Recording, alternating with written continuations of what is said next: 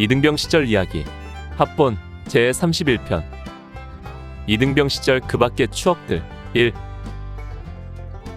그동안 올린 이등병 시절 이야기를 주제별 합본으로 올려드립니다. 이등병 시절 합본 제31편은 이등병 시절 그 밖의 추억들 제1편으로 먼그룹 이야기, 취침 시간 풍경 등의 이야기입니다. 이등병 시절 105번째 이야기 이등병 시절 그 밖의 기억들 1. 군대에서 이등병 시절은 짧은 시간입니다. 내가 1980년 12월 8일 입대하여 논산훈련소에서 훈련을 마치고 오만촉광에 빛나는 이등병 계급장을 단 것이 1981년 1월 15일. 이날부터 5월 31일까지 4개월 17일이 이등병 시절의 전부인 것입니다. 그러나 이등병 시절은 군생활의 첫 관문이고 새로운 세계에서의 경험이기에 가장 기억에 많이 남고 이야깃거리도 많습니다. 사실 날마다 시간마다 어디를 가든 무슨 일을 하던 모두가 새로운 것들이었고 모두가 나름대로의 의미를 지니는 일들이었습니다. 이제까지 추억담을 통해 내가 경험했던 이등병 이야기들을 가감없이 기록했거니와 이등병 시절을 마무리하려니 미처 기록하지 못한 이야기들이 부지기수 많이 떠오릅니다. 그 중에서 뚜렷한 이야기 몇 가지를 더 나누며 저의 이등병 시절 이야기를 마무리할까 합니다. 첫 번째 이야기, 이아무개와 먼그룹. 정아무개 상병이 조직해준 소대 내 충청도 출신들로 만들어진 오락그룹이 이아무개와 먼그룹입니다. 군대라는 곳이 팔도산 아이들이 모두 모이는 곳이지만 때로 어느 한 지역 사람들이 많이 몰리는 경우가 있습니다. 바로 우리 소대에 유난히 충청도 출신 그것도 쫄병이 많다는데 차가 나요 먼그룹을 만든 것입니다. 충청도를 비하해서 부르는 멍청도에서 따온 이름이라 솔직히 싫었지만 하늘 같은 고참이 붙여준 이름이라 어쩔 수 없었습니다. 우리 소대 20여 명 병력 중 충청도 출신이 5명이었습니다. 나의 사수인 이아무개 상병이 충북 진천, 부사수 최아무개 일병이 충북 중원, 그리고 나와 손아무개 이병이 충남 부여, 내 동기인 라아무개 이병의 고향이 대전이었습니다. 사실 전라도 출신도 많았는데 차이가 있다면 그들은 모두가 고참들이었고 우리는 쫄병이었다는 것입니다. 어느 날 정상병이 우리들 5명을 불러 모았습니다. 지금부터 너희는 오락 시간에 나가서 공연할 팀을 하나 만들어야겠다. 이아무개가 리더를 하고 각자가 역할을 정해 한 가지씩 해라. 노래는 라아무개가 하고 나머지는 최대한 재미있게만 하면 된다. 그 당시 다른 부대는 어떤지 모르지만 우리 부대에서는 유난히 오락 시간이 많았습니다. 힘든 훈련 중에 분위기를 바꾸고 부대원들의 사기를 높이려는 의도가 있어서인지 몰라도 아무튼 훈련 중 시간만 나면 즉석 오락회를 하는 것입니다. 오락회가 시작되면 각 소대에서 쫄병순으로 즉시 뛰어나가 장기를 발휘해야 합니다. 못한다고 머뭇거리거나 꽁무니를 뺄 수는 없었습니다. 하다못해 개다리춤을 추던지 꽃기호하고 다구는 성대모사라도 하고 돌아와야 했습니다. 그러나 이렇게 하찮은 장기를 선보여서 다른 소대보다 잘 못한다 싶으면 고참들의 눈빛이 달라지고 결국 집합의 빌미가 되곤 했습니다. 따라서 오락 시간이면 다른 소대보다 더 재미있고 쇼킹하게 장기 자랑을 해야 하는데 이를 위해 우리 소대에서 우리 충청도 출신들이 지목되어 오락팀이 만들어진 것입니다. 정상병은 우리를 모아놓고 오락을 위한 팀을 조직하고는 한마디 덧붙였습니다. 팀을 만들었으면 이름도 있어야 하는데 좋아, 이아무개가 리더니까 이아무개와 먼그룹 이렇게 하면 좋겠다. 앞으로 너희들은 이아무개와 먼그룹이다. 언제든지 준비하고 있다가 이아무개와 먼그룹 부르면 총알같이 튀어나와야 한다. 알았나? 이렇게 해서 충청도 지역을 비하하는 듯한 이름의 이아무개와 먼그룹이 탄생하게 된 것입니다. 우리에게는 각자 역할이 주어졌는데 내가 맡은 역할은 베이스 기타였습니다. 그러고 나서 마침내 다음 주 수요일 정온 시간에 벌어진 중대오락회에 우리들이 첫 출연을 하게 되었습니다. 우리 소대 내무반에서 전 중대원들이 모두 모여 정온 내무교육을 하는데 중대장이 오락 시간을 준 것입니다. 우리 화기소대의 순서가 되자 정상병은 드디어 이아무개와 멍그룹을 등장시켰습니다. 그룹 리더이며 우리 중 제일 고참인 이상병은 정상적인 전투복 차림으로 나갔지만 다른 멤버들은 제각기 개성을 살려 우스꽝스러운 모습을 하고 앞으로 나갔습니다.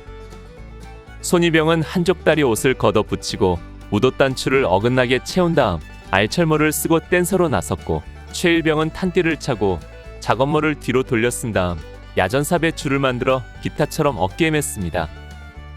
나 역시 우옷을 뒤집어 입고 하이바를 쓴 뒤 소총을 어깨에 메고 베이스 기타를 대신했습니다.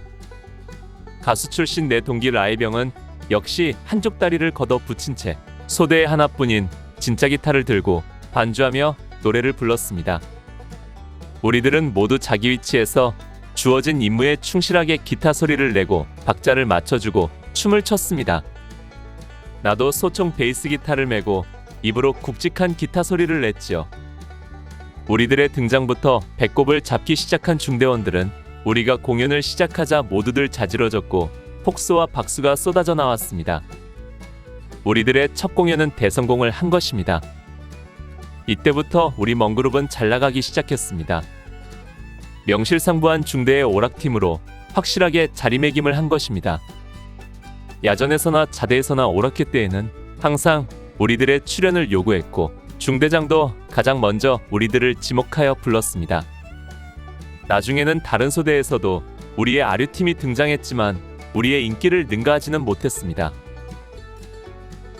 그러나 사실 나는 멍그룹의 일원으로 그렇게 남들 앞에 나가는 것이 싫었습니다. 본래 노는 것을 좋아하는 사람도 아니었고 대중들 앞에 나가서 서는 것도 부담스러웠습니다. 나뿐 아니라 우리 멍그룹 전부가 같은 생각이었을 것입니다. 그러나 소위 까라면 까야 하는 군대의 법칙은 내가 싫다고 거부할 수는 없었습니다. 그 뒤로도 오랫동안 나는 중대 제1의 인기 그룹 이아무개와 멍그룹 일원이 되어 중대원들을 즐겁게 해주는 임무에 충실할 수밖에 없었습니다. 이등병 시절 106번째 이야기. 이등병 시절 그 밖의 기억들. 2. 취침 시간 풍경. 1. 군대 생활은 피곤합니다. 새벽 일찍부터 밤 10시까지 거의 쉬지 않고 움직여야 하는 것이 군대 생활이었지요. 그러다 보니 취침 시간이 되면 거의 모두가 깊은 잠에 빠져들고 불침번만이 소대원들의 잠자리를 지키게 됩니다. 어스름한 취침등 아래 모두가 피곤에 겨워 깊이 잠든 밤. 적막할 것만 같은 내무반에 그러나 또 다른 전쟁이 벌어집니다. 우리 화기소대 취침 시간에 벌어지는 심야의 내무반 풍경을 그려봅니다. 취침 시간에 벌어지는 전쟁 중 가장 심각한 것은 바로 코 고는 사람들입니다. 피곤한 하루를 지낸 몸들인지라 몸을 침상에 눕히고 잠이 들자마자 곧바로 코골기부터 시작합니다. 우리는 코 고는 것을 기차의 기관차에 비유를 해서 표현합니다. 기관차가 지나가는 것처럼 거칠고 큰 소리가 나기 때문이지요. 정말 조용한 취침 시간에 들리는 코 고는 소리는 기차 소리 이상으로 크고 거칠게 들립니다. 때로는 다른 사람들의 수면에도 방해를 주게 되지요. 우리 소대에서 코 고는 사람 하면 자타가 인정하며 첫 손가락을 꼽는 사람이 김아무개 일병이었습니다. 그리고 그보다는 조금 덜하지만 그래도 만만치 않은 사람이 김아무개 상병입니다. 이 밖에도 너나 없이 대부분의 사람들이 코를 골기 때문에 때로는 내무반이 개구리 방죽 같은 소리로 가득 차곤 했습니다. 김아무개 일병의 코 고는 것은 중대 내에서뿐 아니라 연대에까지도 알려질 만큼 대단했습니다. 그가 코를 골기 시작하면 마치 증기기관차에 증기내 뿜는 소리처럼 크게 들려 옆에서 자던 사람이 놀라 깰 정도였습니다. 그가 하도 시끄럽게 코를 골아서 다른 사람들의 수면에 방해가 되니까 보다 못한 고참들이 그를 소대 내무반장실에 따로 재웠습니다. 내무반 구석 매트리스 창고와 마주보고 있는 내무반장실은 칸막이가 되어 있어서 그가 코를 골아도 다른 사람들에게 방해가 되지는 않았습니다. 그러던 어느 날 밤 연대 주번사령이 순찰을 나왔습니다. 우리 소대는 대대본부와 붙어있는 1층에 위치해 있었기 때문에 상급 부대 주번 사령들이 순찰을 나오면 거의 들르는 코스였습니다. 소대를 둘러보고 뒷문 쪽으로 나가려던 주번 사령이 내무반장실 앞을 지날 때 김일병의 코 고는 소리가 기차 지나는 소리처럼 퓨퓨 들려왔습니다. 그냥 지나치려던 주번 사령은 하도 소리가 요란스러워 불침번에게 물었습니다. 야, 이게 무슨 소리야? 불침번은 사실대로 이야기를 했습니다. 옛 코를 심하게 고는 사람이 있어 따로 재우고 있습니다. 얌마, 코 좀 곤다고 따로 재우냐? 그게 말이 되냐? 문 열어봐. 불침번이 문을 열자 폭주하는 증기기관차 같은 엄청나게 큰 코 고는 소리가 쏟아져 나왔고, 그 소리를 들은 주번 사령은 아무 말 하지 않고 급히 문을 닫고는 그냥 돌아갔던 것입니다. 이 일이 있고 난 뒤에 김일병은 다시 자기 분대로 돌아와 함께 잠을 잤지만 그의 코 고는 버릇은 전역할 때까지 고치지 못했습니다. 군대에서 코 고는 사람에게 코를 골지 못하게 하는 방법이 여러 가지 있습니다. 사실 과학적인 방법은 아니고 주로 고참들이 쫄병들에게 하는 방법들입니다. 그 중에서 코를 비트는 방법과 함께 가장 많이 사용하는 방법이 치약을 이용하는 것입니다. 즉, 코 고는 사람의 콧구멍 바로 앞에 치약을 한 무더기 짜서 놓는 것입니다. 그러면 코 고는 사람이 코를 골 때 들이마시는 바람에 의해 치약이 코 속으로 쭉 빨려 들어가는 것이지요. 그러면 치약의 화한 맛이 코 속을 자극하여 이내 재채기를 해대고 난리를 피우게 됩니다. 이 방법으로 몇 번 혼구멍을 경험하게 되면 코를 골지 않게 된다는 것이 고참들의 주장이지만 내가 보기에는 그리 큰 효과는 없는 것 같았습니다. 도리어 자칫 치약이 기도를 막던지 폐로 들어가게 되면 큰일이 벌어지게 되는 위험한 방법이었습니다. 그나마 이 방법은 졸병이 고참에게는 절대 할 수 없는 것이었고, 다만 고참에게 할 수 있는 방법이라면 코 고는 고참의 머리를 옆으로 돌려 뉘어주는 방법뿐이었습니다. 그러나 김일병은 그 어떤 방법으로도 고쳐지지 않더군요. 취침 시간에 코골이와 더불어 또 하나의 전쟁은 이빨을 가는 것입니다. 코골이와 이갈이는 거의 같은 사람이 세트로 하는 경우가 많습니다. 물론 특별히 이를 많이 가는 사람이 있기도 하지만 대체로 코골이가 이도 간다는 것입니다. 피곤한 몸이 그냥 푹 자기에도 바쁜데 코를 골랴 이를 갈랴 참 할 일이 많은 것입니다. 사실 코 고는 소리는 그저 시끄러운 것으로 끝나는데 이 가는 소리는 거의 남양 드라마 수준입니다. 빠드득 빠드득. 이 가는 소리를 듣다 보면 어느 때는 소름이 쫙 돋기도 합니다. 혹 저렇듯 이를 갈다가 이가 부러지지 않을까 염려스럽기도 하더군요. 이등병 시절 107번째 이야기. 이등병 시절 그 밖의 기억들 3. 취침 시간 풍경 두 번째. 취침 시간에 치르는 전쟁 중 세 번째는 잠꼬대입니다. 잠꼬대는 정도의 차이는 있지만 거의 모든 사람이 하는데 그때그때의 부대 상황과 훈련 등에 따라 많이 달라집니다. 즉, 부대가 평온하고 훈련이나 다른 일이 없을 때는 잠꼬대가 현저하게 줄어들고, 부대 상황이 안 좋던지 큰 훈련을 앞두게 되면 잠꼬대가 늘어난다는 것입니다. 긴장하게 되면 그 긴장감이 잠꼬대가 되어 나오는 것 같았습니다. 한 번은 이런 일도 있었습니다. 1981년 5월 말이 되면서 부대 주변 청소에 대해 연일 상부 지시가 내려온 적이 있었습니다. 6월 초에 제1야전군 사령관 초도순 씨가 우리 대대에 예정되어 있었기 때문입니다. 그 때문에 중대장이 직접 청소 검사를 하고 잘못한 소대는 얼차려까지 받는 상황이었지요. 매일 결산 시간이면 첫 번째 전달 사항이 부대 주변 청소와 정리정돈이었습니다. 그러던 어느 날 내가 불침번을 서고 있는데 고참 한 명이 잠자리에서 벌떡 일어서더니 이렇게 외쳤습니다. 주번 사관님, 점호 끝났습니까? 잠시 시간을 두더니 다시 외치더군요. 야, 모두 청소하러 가. 그리고는 다시 그 자리에 쓰러져 언제 그랬냐는 듯이 잠을 잤습니다. 청소에 대한 강박관념이 잠꼬대가 되어 나타난 것입니다. 다음 날 내가 그에게 이 이야기를 해주었는데 자기는 전혀 기억이 없다고 하더군요. 잠꼬대 중 의외로 많은 것이 우는 것입니다. 갑자기 자다 말고 일어나 앉아서 엉엉 울어대는 것입니다. 대체로 애인한테 절교 편지나 가정에 안 좋은 소식을 편지로 받은 경우에 이런 일이 많지요.